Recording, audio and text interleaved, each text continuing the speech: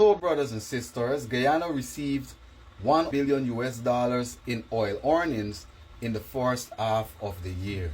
Now, let me just put you guys on notice that if the government of Guyana, right, the People's Progressive Party, Civic One Guyana government, actually decide to approach ExxonMobil and ask them for an extra 2% royalties, we begging now. It's our oil, but we got to go and beg Exxon. And the government don't even want to go beg. They rather sit on their hands and hope that Exxon people decide to change it. But let's say One Guyana, the brilliant Vice President, Dr. Barra Jagdeo, Mr. President, very articulate, very auspicious in his verbiage. Let's say they decide to go and sit and have a very scintillating conversation because they're very smart with ExxonMobil and just beg them, ask them, tell them the people are on your back. This is making the government look incompetent. This is one of the ghosts, one of the skeletons that you have in your closet that continues to haunt you because you promised the people, the Vice President especially, should see Mr. Rutledge and let him know that you promised the people. Show Mr. Rutledge the different videos of you promising the people that you're going to renegotiate all of those contracts. Not just the prospecting one, because they signed a lot of one where that zero royalty is the same way you were speaking about that, Honorable Vice President. Why don't you ask Mr. Rutledge for a meeting, the President of ExxonMobil Guyana, and explain this to him and beg for 2% royalty for Guyanese people that you say you care about. For 15% of the profit sharing for the Guyanese people that you say you care about. And for ExxonMobil to reduce their cost recovery from 75% to about 50% or 60%, Vice President. You know, if you guys do that, this $1 million which we receive for the first half of 2025 could have been multiplied to maybe 2 billion. Instead of 1 billion, we could have got 2 billion for the first half of 2025. Just those small adjustments. But the PPP wants to sit on the hands and continue to give away the patrimony of our children and then continue to cry and say that to pay the people livable wages in the fastest growing economy is not sustainable. So the Guyanese people, Guyanese now only receive $1 billion, but nonetheless, it's a lot of money. But we still want to know how much Exxon received. But let's read the article and see if it clarifies this, brothers and sisters. One Guyana, you need to approach Exxon on getting 2% more royalty to 4%, move us from 2 to 4, and another 3% profit sharing, and move us from 12.5 to 15%. That is all we want, and your government will be considered. We give you some consideration as great. While the traditional sector of the economy continues to perform relatively well, the oil and gas sector is outperforming all other sectors as it relates to revenue generation, Finance Minister mid-year report has revealed. According to the report, in the first half of 2025, the government had 15 lifts of profit oil from the 3 producing FPSOs, Liaison Destiny, Liaison Unity, and Prosperity. During the period, the government received over 1 billion as revenue from the share of the profit oil, which includes payments for 2 lifts that occurred in the final quarter of 2024 and 13 of the 15 lifts that occurred in the first 6 months of the year. Just them couple lifts. Just imagine if these men actually develop the spine to go and face Mr. Rutledge and ask him, tell them you promised us. Just imagine what I could do for Guyanese people. They could stop crying about salary, which we know that the government has the money to pay salaries, brothers and sisters. But these men so believe in the old politics. The old politics where they keep you guys living hand to mouth, and the bills can't afford nothing, so that you remain for sale to them, so that they can come and buy you out.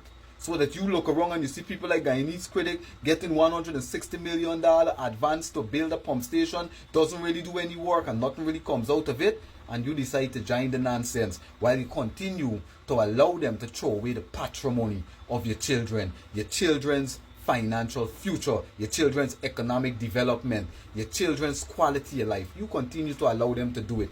Every knowing Guyanese that wittingly joined this PPP, you guys are contributing to the sellout of our country. As patriots, the Vice President and Mr. President should do a meeting with ExxonMobil. Approach ExxonMobil if you guys are really patriotic. So in July, US 140 million was received as profit oil payment for the 2 government lifts executed in June, and the government also received 169 million in royalties related to crude oil production and sales in the final quarter of 2024 and the first quarter of 2025. The cumulative balance, inclusive of interest income of 68.9 million at the end of June, was 3.1 billion after withdrawals of 1.2 billion US dollars. At the beginning of the year, it was anticipated that the government would have 31 lifts of profit oil from the Stabroek block. Government is now projected to have 33 lifts this year, following the earlier than anticipated startup of the 1 Guyana FPSO in August. With the additional lifts, petroleum deposits for the year are now projected to total 2.512 million, only marginally higher than 2.03 million projected at the time of preparing budget 2025 on account of lower crude oil prices, the finance minister stated. So Guyanese brothers and sisters, more millions of US dollars about to come in, hundreds of millions of dollars to be exact. And you know, it just hurts my heart to see that before we had the gold, the bauxite, the timber, the diamonds, the silica sand and all of these things, and the people were struggling. Now with oil, we're getting billions of US dollars, and it's like the people are even struggling even more, because as the US dollar continue to pour into our economy, our dollars continue to become more and more inflated, and we're getting less and less for our dollar value. And we've been begging, crying, imploring the government to pay the people's salary that mirror Barbados. We now have the highest gross domestic product earning of all the Caribbean countries, all the CARICOM countries, all the countries in South America. Yet we are still within the 5 countries with the lowest salaries in South America. And of all the things that the government pushing to do infrastructure wise and shuttle money to their affiliates and their cohorts, they can't seem to find it in their heart to actually do it for the people. The pride and joy of a government should be to see them responsible for the people living good. Not they're responsible for building a set of roads below a bunch of old rundown houses. Government of Guyana, the same way you men want to build up your mansions and build up your utopia, your Guyanese people want to build and plan for their lives as well. And I am saying that if the government is saying that the money that they're getting from oil now is not enough to do it, the Vice President and Mr. President should approach ExxonMobil, the President, Mr. Rutledge, and ask for 2% royalties and another 3% from the profit sharing. If you guys are saying that what you're getting now is not enough, because there's no way you guys can call yourself a good government and you guys still have the salary of the people right where it was basically. A little more money came in because of the little nickels and dimes that you continue to try the people with 8% salary increase and all of these things. But let's face it, you guys still have your people living through blackout, still living without no water in the pipe. Many people haven't been able to do any kind of development to their house, any rehabilitation to their houses. Many schools in many communities are still run down. No rehabilitation has been done to them. Children still getting sent home from school on account of no water in the pipe, like a low-life country. So we don't want to hear the excuses from One Guyana anymore. It's time for either you men decide to reapproach ExxonMobil and Mr. Rutledge and discuss higher royalties or higher profit sharing amongst for your people, or just find a way to let whatever you get in be sufficient enough to increase the salary of the people by 25% while implementing a price control unit at the Bureau of Standards, so that the Guyanese people can actually develop and save and plan for not only our future but our children's future, because the wealth belongs to them also. This is an Eternity Enterprise presentation. Y'all stay safe. Can you tell me, how is it possible that Mr. Michael Rodriguez, also known as the Guyanese critic, can owe the government of Guyana and by extension the Guyanese people $121.7 million, and yet still, the day that Brian Max was at his house to collect the money allegedly for Azadine Mohammed and Simona Broom, Mr. Michael Rodriguez had a couple of $1 million just casually lying around there on his table. It seemed like the Guyana government aren't interested in collecting the money for the Guyanese people. This is what I've been saying for the last 2 years. The government has rigged the economy. They have monopolized the system to where they shuttle money to anybody that would sing the empty rhetorics of the government. And the more popular you are, the more they let fly and the more they let slide with you. Now let's read what is being reported.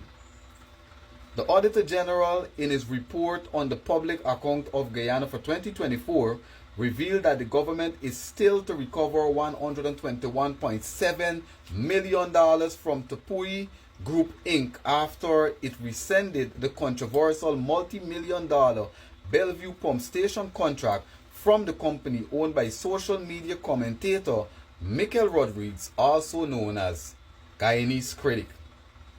According to the report of the Auditor General, which was presented to the House during the first sitting of the National Assembly on Monday, as of September 2025, the Tupui company had only paid 6.25% or 8.11 million of the 160,800,000 it received in advance payment for the execution of the $870.5 million contract for the construction of the Bellevue pump station. Now, to my brothers and sisters, both at home and in the diaspora and the people abroad that are paying attention, do you believe if Mr. Michael Rodriguez wasn't singing the empty rhetorics of the PPP and was not praising the PPP, he would be able to get away with these type of things? Because this man would have been paid higher than $150 million advance to initiate the project. Have the people that are supposed to benefit from the Bellevue pump station up until today disenfranchised and inconvenienced, and if he didn't spend the money on the development of the grounds for the Bellevue pump station, that would have also been fraudulent conversion. But you see, when you're PPP, you can get away with anything in the Cooperative Republic of Guyana.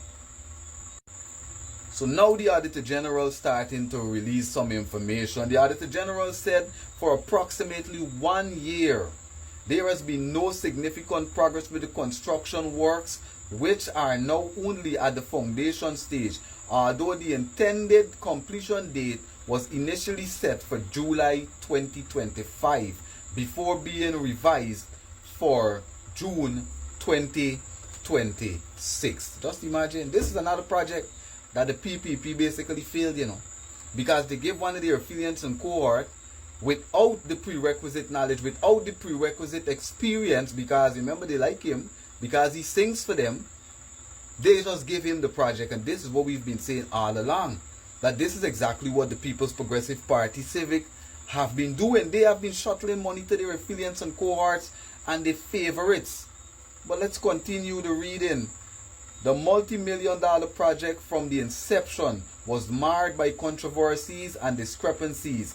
The Auditor General in his report explained that the National Procurement and Tender Administration Board, NPTAB, had awarded the contract for the construction of the pump station in Region 3 to Tupui in the sum of $870 million against an engineer estimate of $779 million. Just imagine. You see, because Guyanese Critic is a man to sing the rhetoric, he's one of the loudest singers of the rhetoric, he bid above the bids that was available, and he still got the contract. I covered this same Bellevue pump station before, and we would have said that there were people that had lower bids compared to Guyanese Critic $870 million bid, with more experience, prerequisite experience, and they were not given this contract. They gave it to Guyanese Critic, gave him higher than $150 million advance on the project, and no work has been done. Fraudulent conversion. But let's observe and see what is going to happen. And let me continue this reading. It explained further that an examination of the contractor bid document revealed that the award was first made on April 14, 2023 for the sum of $865 million, which corresponds with the amount stated in the contractor's bid form and price bill quantities. However, the award was rescinded and the second award was made on September 15, 2023 to the same contractor for an increased sum of $870 million. Just imagine that, eh? They bid higher than the engineer's estimate, but a couple of months after the original contract would have been passed or whatever, they even gave him a little bit more, a little $5 million more, because he sings the empty rhetoric. This is what we want the people to understand, home and abroad. Now, an examination of the contractor's bid submission revealed that the contractor failed to satisfy 9 out of 18 requirements set out in the evaluation criteria to qualify for the contract awarded. The contract was signed on September 22nd, 2023, with duration of 18 months for completion. According to the document seen, addendum number 1, to increase the percentage for advance payment from 15% to 30% was made on September 1st, 2023. 1 day before the contract agreement was signed, the report states. Just imagine, I don't know if Mr. Michael Rodriguez had intention on constructing this Bellevue pump station, but what I do know, the man bid higher than the contract estimated price to do to construct the pump station. And after the man got it, the man ended up getting another bump up by a little $5 million. And when the man applied for the advance money that they would normally receive first, they give him 15% is what they normally would be given. The man 2 days before the money come applied to see if he could get an extra 15%. So Guyanese critic, the system just work in this man's favor. And this is what we're saying. This is what one Guyana has made Guyana into. Where you have to be willing to just forget about all these poor people in this country. Forget about all the people who living in this rundown infrastructure. Forget the fact that the Guyanese people living in like a third world rundown country still in many communities with consistent blackout, no water, children going to school, rundown infrastructure, broken furnishing, no computer lab, no modern advancement really. And you just have to overlook all of that and start singing the empty praises, and then doors open up for you like the doors open up for Guyanese critic. Because everything worked out in this man's favor. In the bid document, the people find that this man didn't have 9 out of 18 of the necessary prerequisite for the contract. This man was still given the contract. This man's contract bid was higher than people with more experience and previous experience than he had, and he was still given the contract. And then to add to it, the man did no work. So what happened to the money? Sounds like fraudulent conversion to me. And you know it's rich to me? That this man Guyanese critic every single day could curse people, trigger loose, cursing the Mohammeds out, Mohammeds, they defraud the nation and all kinds. So what you call this critic? If you weren't investing these people money that they give you into the piling and pushing down the pile and all these things to build the Bellevue pump station, what did you invest the Guyanese people money in, Guyanese critic? You know, what did you invest it in? And I gotta say again, Guyanese critic is my buy, but right now he's in our way. He's part and parcel with the confusion in this country, and this is why we're using this just to open the eyes of our brothers and sisters in the diaspora. Guyanese brothers and sisters, share your thoughts in the comment. How do you believe the Guyanese critic was able to get away with so much with a government that continues to tell us that they are running the country according to the rule of law? This is an Eternity Enterprise presentation. Y'all stay safe.